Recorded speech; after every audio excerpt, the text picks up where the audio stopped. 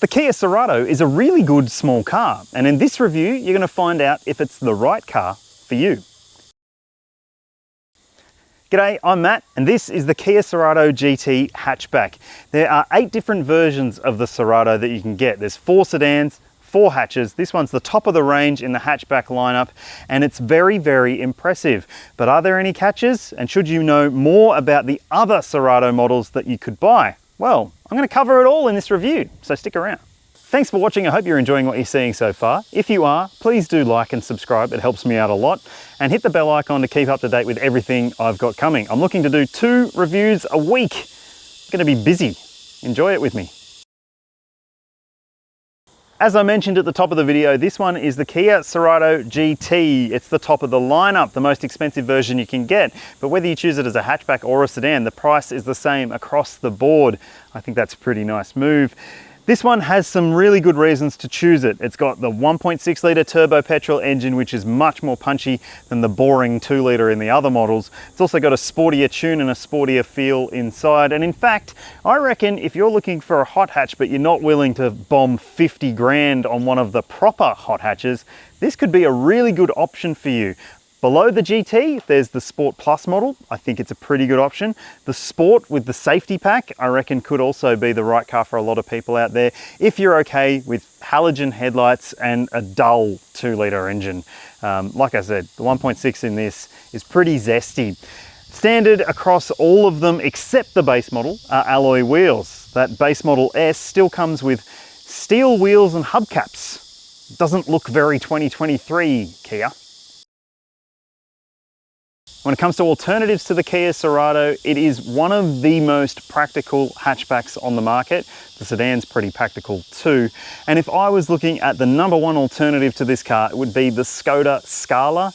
I've said it before, it's one of the most underappreciated cars on the market. More people should buy that car. It's very practical, classy feeling inside, and well priced as well for a European model. Obviously, you've got the likes of the Toyota Corolla, which has hybrid powertrains available, and that's going to appeal to certain people, there's no doubt about that. It's also very fun to drive, and you don't need to buy the most expensive one for it to be fun to drive either. Then you've got the likes of the Hyundai i30, again, with a bit of a dull engine in the lower grades, but the N-line versions with 1.6, same 1.6 as this GT, are pretty fun. This is one of the most practical hatchbacks on the market, and in the small car class it's actually pretty big. So if you are very conscious of the amount of space that your car takes up, maybe you've got a small garage or you park in the city where you need to make sure that you can fit, it could be a little bit too long for you. If you need a more compact hatchback, obviously the likes of the Corolla or even the Golf pack in quite a lot for their size. Maybe not the Corolla in terms of the boot, but this car definitely has a very big boot. The choice of sedan or hatch will depend on your needs. I'm a hatch person. I think hatches are more practical because you get a bit more open space to use when you're loading in and out. This hatch has quite a bit of space for a small car, 428 litres. That's more than 200 litres more than a Toyota Corolla in some specs. So it's a very big hatchback for the class of car. And it's just nice to have so much space. There's also a space saver spare wheel underneath there. Really, there is no better hatchback on the market when it comes to boot practicality. The sedan's pretty good too. The numbers for it are on your screen now. And if you are a sedan buyer, I still think it's one of the better sedans as well. The interior of the Cerato GT does feel a little bit more special than the entry-level versions. You get this red stitching on the seats, you get GT embossed on the seats as well. It does also get floor mats with Cerato GT on them. Red stitching on the armrests as well, but the red stitching doesn't carry across up to the top of the dashboard because that's not real stitching, it's just plastic. You do get it on the steering wheel, however. Otherwise, there's not that much to differentiate it apart from the specification that you get in this grade, including heated and cooled front seats, which is a nice touch, a wireless phone charger as well. up from the Sport Plus, and this version, you do get this 10.25-inch touchscreen media system. And in between the dials, there's a small digital screen. It's not one of those fully digital screens like you'll find in a Volkswagen Golf or Skoda Octavia or any of those sorts of models. So it is feeling a little bit dated. Some people will find that it feels dated in the way that it has the controls that are actual physical controls as well, rather than everything going through the screen. But I love it. I think it's fantastic to have tactile buttons and knobs that you can actually touch and have a reaction, because there's nothing more frustrating than driving around a corner and accidentally pressing the wrong button on the screen when you're just trying to change the fan speed or something like that. And when it comes to storage, there are some pretty good options here. A couple of cup holders between the seats. There's another cubby here behind the park brake. There's another double-decker cubby here, as I said, with a wireless charger on this spec. There's a decent-sized glove box, thankfully not filled up with massive books. Big bottle holders in the doors as well, and a little armrest here for nicks and knacks. This one gets a sunroof as well, so if a sunroof matters to you, you got to get the GT. Let's check out the back seat. Back seat space, as I mentioned already, is quite good in this car. This seat is set for me 182 centimeters. My knees are clear of the seat ahead, although I will say that anyone taller will find themselves pressing up against a very hard plastic section on the back of the seat. That's for both seats. That is designed for kids to be able to kick and not actually damage anything. There's a mesh mat pocket as well, which I'm sure kids will actually damage over time. There are rear seat air vents, which is good for back seat occupants. You get a USB port down there as well. It's not the USB-C standard though. There's a flip down armrest with cup holders in this spec, which is good. And obviously you do have ISOFIX child seat anchor points and 3 top tether points to keep the kids locked in. Well, not locked in, but their seats locked in. It's pretty easy to load a seat in here. I've done it with my child seat, and my little girl was pretty happy back here. She thought that it was, well, sporty. No, she didn't. She can't talk. See that there? That says turbo. You only get the turbo version if you choose the GT. It's a 1.6 litre 4-cylinder turbo engine with 150 kilowatts and 265 newton meters of torque. Those are pretty good outputs, but just keep in mind that the likes of the Volkswagen Golf and Skoda Scala only have turbo engines available. So having a turbo as your special engine is feeling a little bit outdated at this time.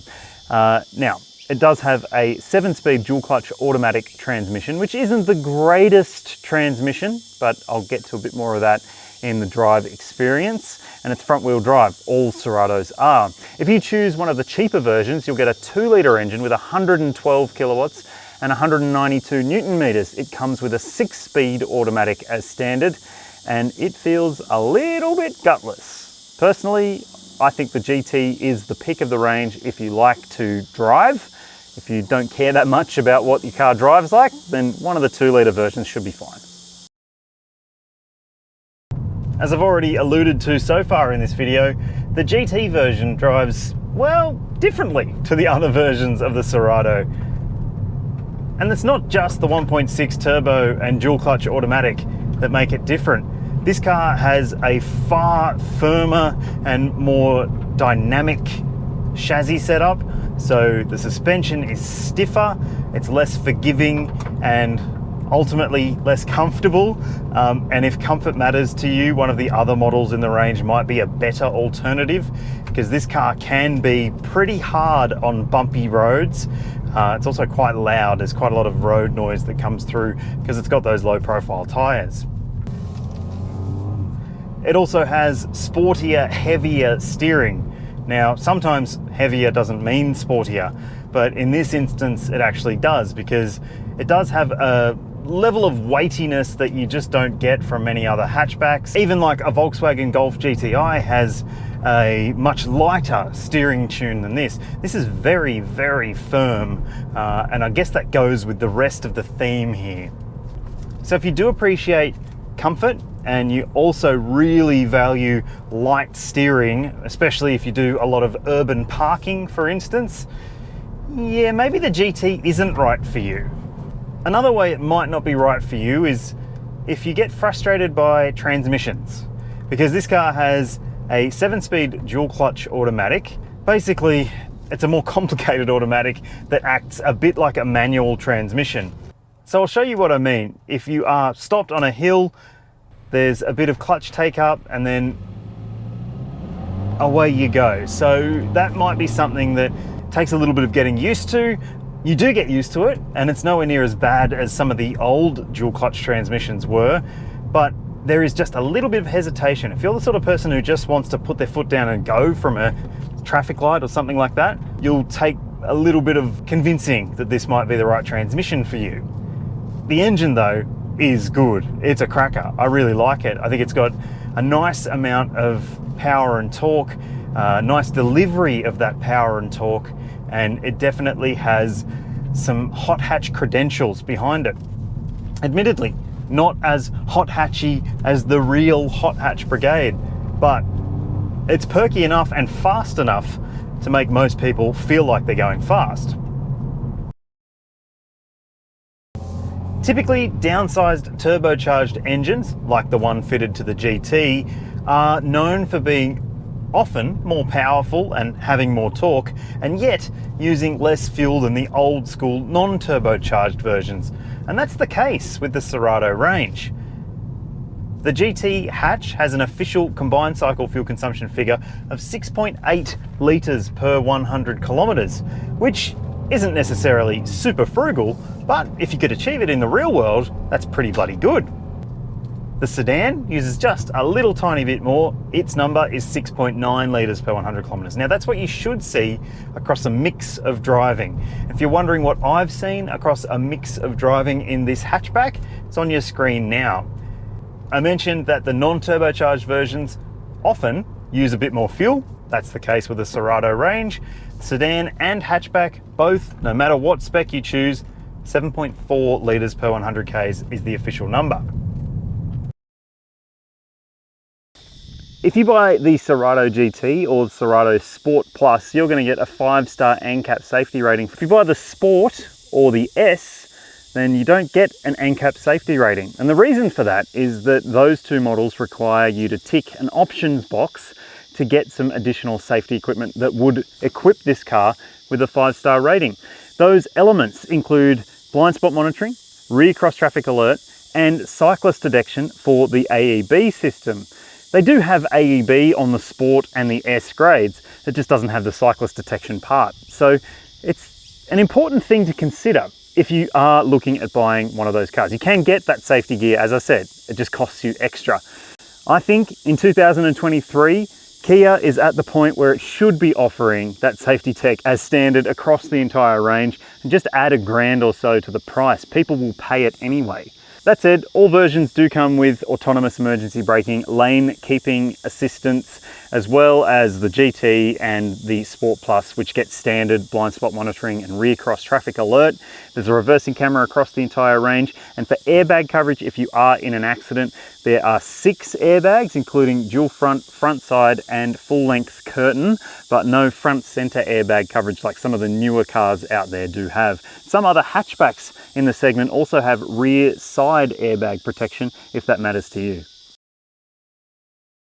Kia set a new Australian standard when it launched the 7-year unlimited kilometre warranty way back when. It was several years ago now, and it is still applicable today. There are some brands that have caught up and have a 7-year warranty as well, but Kia's one is still pretty good because you also get 8 years of roadside assist if you make sure that you do service with a Kia dealership. And if you do service with a Kia dealership, you'll notice that the intervals are different between the GT version, it's 12 months or 10,000 kilometre service intervals, and the non-turbo versions, they have 12-month, 15,000 kilometre intervals. And the prices are pretty different as well. You'll see a rundown of the average of both over a 7-year period on your screen now. And I think that that is just a little bit expensive for what was once a budget brand. It's no budget brand anymore. The Kia Cerato is going to be the right car for quite a few people out there, but only if they choose the right spec for them. I think that's the thing about this car. There are a few different options available to you. Obviously, sedan and hatch, 4 different model grades, 2 of them with safety packs. So yeah, there's a fair bit to consider if you are choosing a Cerato for your lifestyle. I would choose the GT personally because I like a sportier drive experience, but for some people it might be a bit much. Let me know which one you would choose in the comments section below. And also let me know if there are any other small cars that you would like me to review, sedans, hatchbacks, wagons, whatever it may be. I'll see if I can do it for you. Just hit me up and let me know. Thanks for watching. I hope you had fun, and I'll see you in the next one.